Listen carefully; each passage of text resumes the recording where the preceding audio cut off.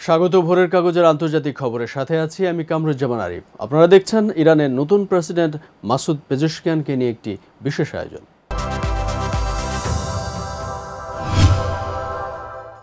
মাত্র 2 বছরের মাথায় ইরান আবারও পেল সংস্কারপন্থী প্রেসিডেন্ট। গত 19 মে হেলিকপ্টার দুর্ঘটনায় কট্টরপন্থী হিসেবে পরিচিত ইব্রাহিম রাইসির মৃত্যুর পর প্রেসিডেন্ট হিসেবে দেশটির জনগণ বেছে নিলেন সংস্কারপন্থী মাসুদ পেজেশকিয়ানকে। রাইসির আগে 8 বছর তথা পরপর 2বার প্রেসিডেন্ট হয়েছিলেন অপর সংস্কারপন্থী হাসান রুহানি। তার আগে আরও 8 বছর প্রেসিডেন্ট ছিলেন তেহরানের সাবেক মেয়র ও চরম কট্টরপন্থী হিসেবে পরিচিত মাহমুদ আহমেদিনেজাদ। তার আগে ইরান পেয়েছিল সংস্কারপন্থী মোহাম্মদ খাতামিকে। তিনি প্রেসিডেন্ট ছিলেন 8 বছর। খাতামির আগে 7 বছর প্রেসিডেন্ট হিসেবে দায়িত্ব পালন করেছিলেন কট্টরপন্থী আকবর হাশেমি রাফসানজানি।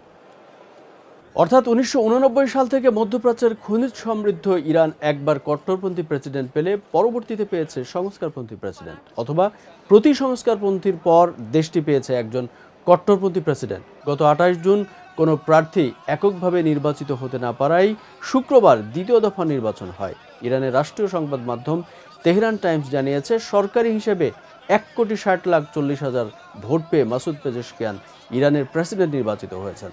মাসুদের প্রতিদ্বন্দ্বী দেশটির পরমাণু চুক্তির মধ্যস্থতাকারী জ্যেষ্ঠ নিরাপত্তা কর্মকর্তা সাইদ জালিলি পেয়েছেন 1,30,50,000 ভোট।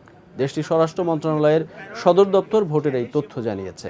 তারা বলছে, গত 28 জুন প্রেসিডেন্ট নির্বাচনে প্রায় 40% ভোট পড়লেও দ্বিতীয় ধাপে ভোট পড়েছে 49.8%। ইরানে মোট ভোটার 6 কোটি। স্বরাষ্ট্র মন্ত্রণালয়ের হিসেবে 3 কোটিরও বেশি মানুষ ভোট দিয়েছে। সরকারি হিসেবে বোঝা যাচ্ছে দেশটির অর্ধেক মানুষ এই নির্বাচনে ভোট দেয়নি। অন্যভাবে বলতে গেলে ইরানের অর্ধেক মানুষ ভোট না দিয়ে এই ব্যবস্থার প্রতি তাদের অনাস্থা জানিয়েছে। দর্শক, সংস্কারপন্থী মাসুদ পেজেশকিয়ান তো নির্বাচিত হলেন, তাহলে এখন কি হবে? সংবাদ মাধ্যম আল জাজিরার এক প্রতিবেদনে বলা হয়েছে, মাসুদ ভোটারদের কাছে যেসব প্রতিশ্রুতি দিয়েছেন সেগুলোর মধ্যে আছে পশ্চিমের দেশগুলোর সঙ্গে থেমে থাকা পরমাণু চুক্তি নিয়ে ইরানের সমঝোতার পাশাপাশি সারা বিশ্বের জন্য ইরানের দরজা খুলে দেওয়া। তিনি যুক্তরাষ্ট্রের নেতৃত্বে মিত্রদের নিষেধাজ্ঞা অবরোধ থেকে ইরানকে মুক্তি দিয়ে খনিজ সমৃদ্ধ দেশটির আর্থিক উন্নয়নের প্রতিশ্রুতি দিয়েছেন। আরও আছে সামাজিক ন্যায় বিচার, সম অধিকার এবং লিঙ্গ বৈষম্য থেকে ইরানকে উদ্ধারের প্রতিশ্রুতি। তবে তিনি অভ্যন্তরীণ বিষয়ে তার প্রতিশ্রুতি কতটা রাখতে পারবেন তা নির্ভর করছে দেশটির শীর্ষ ক্ষমতাধর বা আধ্যাত্মিক নেতা আয়াতুল্লাহ আল খামেনি ও তার ধর্মীয় প্রশাসনের মনোভাবের উপর। আন্তর্জাতিক বিষয়ে মাসুদকে তাকিয়ে থাকতে হবে যুক্তরাষ্ট্র মিত্রদের আন্তরিক সহযোগিতার দিকে।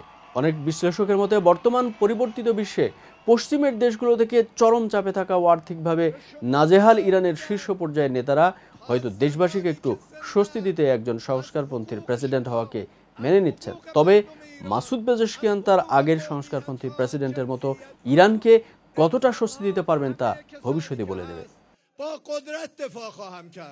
এদিকে ইরানের সদ্য নির্বাচিত প্রেসিডেন্ট পেজেশকিয়ানকে স্বাগত জানিয়েছেন রুশ প্রেসিডেন্ট ভ্লাদিমির পুতিন। শনিবার ইরানের প্রেসিডেন্ট নির্বাচনের দ্বিতীয় ধাপের ভোটের ফলাফল ঘোষণা করা হয়।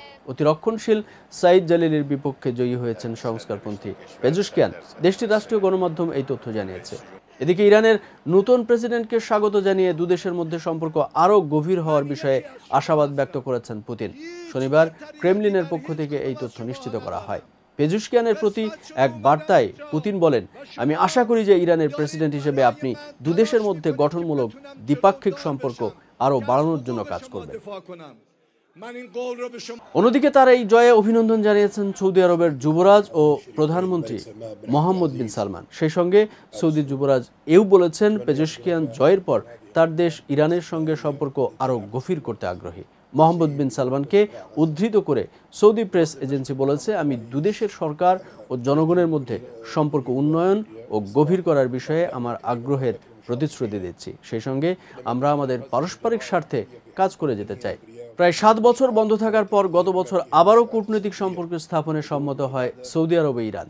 চীনের মধ্যস্থতায় কয়েকদিনের আলোচনার পর উভয় দেশ পুনরায় দূতাবাস চালু করতে রাজি হয়।